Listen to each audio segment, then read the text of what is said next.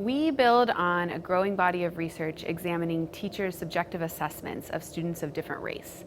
And generally, this body of research has found that when you compare two teachers, one black and one white teachers have significantly lower subjective assessments of their black students. We take this work a step further to try to assess whether the gap between white and black teachers' assessments of black students' academic potential narrows with teacher experience. We found that when assessing black students' potential, the gap between white teachers' assessments and black teachers' assessments is largest in the first year of teaching and then narrows with experience. We also found that this gap narrows both because white teachers with more experience have higher expectations of their black students, and also because black teachers with more experience have lower expectations of their black students. Still, the gap between white and black teachers' assessments remains even past the first year of teaching. It's just largest in that rookie year. Research on teachers' expectations of students is important for a variety of reasons, but a core reason is that teachers are likely to allocate their time, attention, and effort towards students they view as having more potential.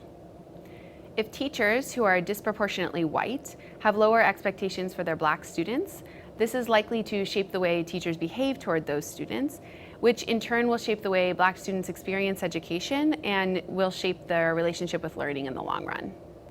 We offer evidence that provides a new piece to this puzzle. We show that white teachers might raise their expectations for black students over time.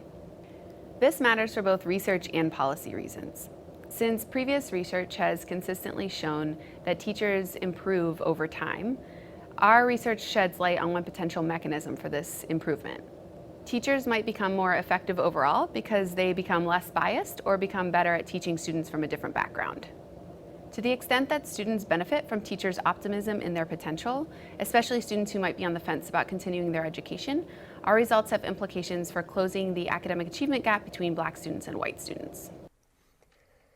We think that showing the expectations gap among teachers being driven primarily by inexperienced teachers presents an opportunity to continue to adapt pre-service teacher training to better prepare teachers for interacting with diverse students when they enter the classroom.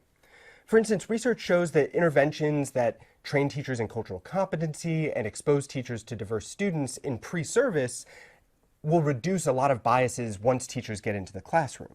We think that these results suggest that teachers should be cognizant of the fact that students from all different backgrounds will have a wide array of skills and abilities that are all going to be associated with academic success. So to adopt the widest view of skills and abilities possible when assessing students is going to be important for teachers. Also, we think upcoming teachers, people that are interested in becoming teachers down the road, should look for programs that are going to focus explicitly on things like cultural competency and opportunities to work with diverse students in their core curriculum, in the required curriculum.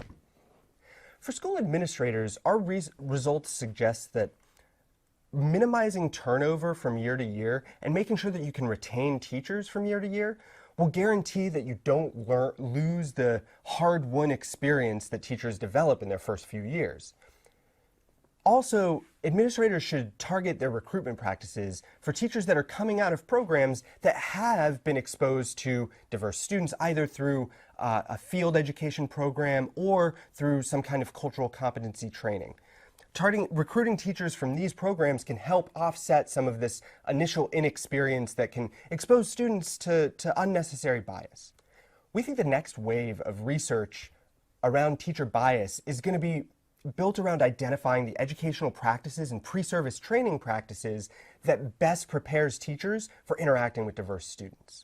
We hope that in this next wave of research, policymakers and practitioners and researchers will all cooperate in identifying the pre-service training programs that work best.